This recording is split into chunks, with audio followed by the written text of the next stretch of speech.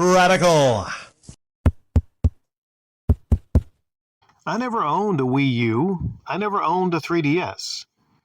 But a couple days ago, Nintendo has shut down the servers for the Wii U and the 3DS, meaning you can't, get any games on that marketplace. You can't download anything there. But there's some really good news because a lot of people band together and using what was their Nintendo's defunct Spot Pass program, they were able to archive and save 15,579 3DS dumps and 7,553 Wii U dumps. They saved a ton of that content from being permanently deleted. So, some thoughts on just game preservation. Like I said, I never had a 3DS, never had a Wii U. I've had various Nintendo consoles, never had those consoles. But now what's different compared to years ago?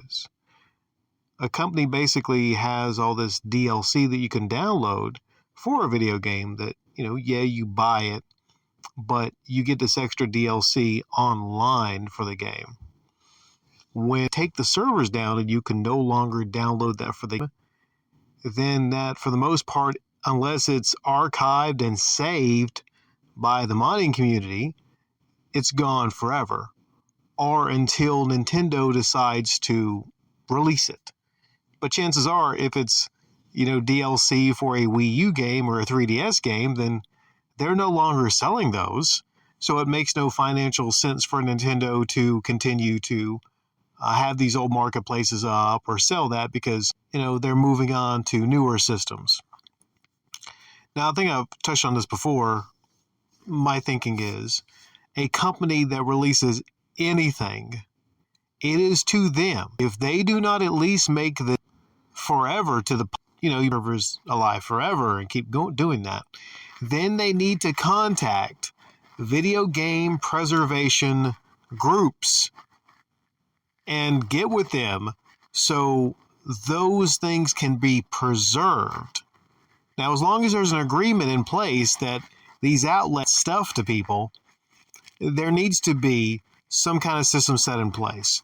Some people have said possibly a situation to where after 40 years, basically all this data is released and there be some kind of an agreement between, let's say, Nintendo and these game preservation societies that after a certain period of time, then it becomes public domain. And then, the original Mario is perfectly safe to be out there in the wild, and Nintendo is not going to try to attack somebody that tries to do something with that because, let's be honest here, the original Super Mario Brothers, I think they made more than enough money off of that. Or they can still continue making money off of that. But this needs to stop.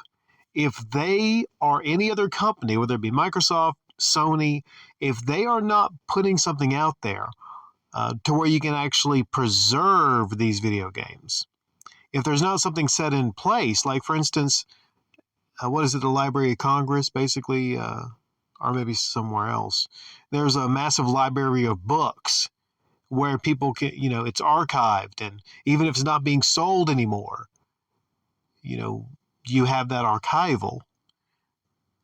But we live in a society now to where increasingly, and I know you might say back in the day, you could have faulty discs or scratched up discs or carts or whatnot. Yeah, I get it. They say nothing lasts forever. But we have things set in place for, let's say, music and comic books and books. We have things set in place to where those can be preserved forever. But when it comes to video games and all the licensing issues, it gets a little bit squirrely, right? There's some games that basically aren't even available on any marketplaces because the license have expired. So there's these societies that have propped up trying their best to preserve video games.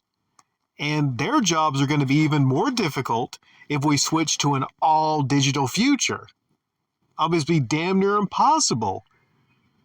So we need to have some basic understanding to these companies that there's something like video game history that needs to be preserved. And I'm not just saying in YouTube videos. There needs to be some way that every single game that comes out can be preserved. I think I mentioned in an upload, I'm not sure if I even uploaded it. I was talking about Battleborn and how Battleborn was basically an Overwatch clone, and you get in there and you play it, and a lot like Overwatch, it wasn't really that popular, and they wound up, cutting the servers, and you can no longer access it. So it's just a ghost. All it is memories. But you might make an argument, well, that's an online experience, right? We're not talking about single-player campaigns. Okay, well, that's another problem, the fact that a lot of games don't even have single-player campaigns, but whether it be a book, whether it be a music CD, I mean, how easy is it to preserve a music CD? You can put a music CD into your computer and rip that, and then you've got it forever. There needs to be a way that, you could do the same for video games. As easily, I mean.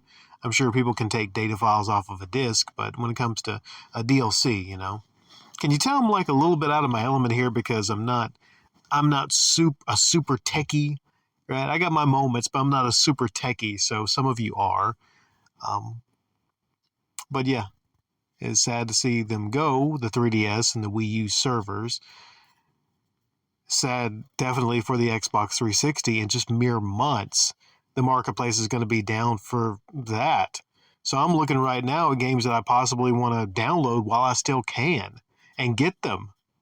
There's a lot of games on the Xbox 360 marketplace that are just going to be gone forever after a couple months. And the only preservation that there'll be is if, people like me download them and have them on systems where, I can access and play them, right?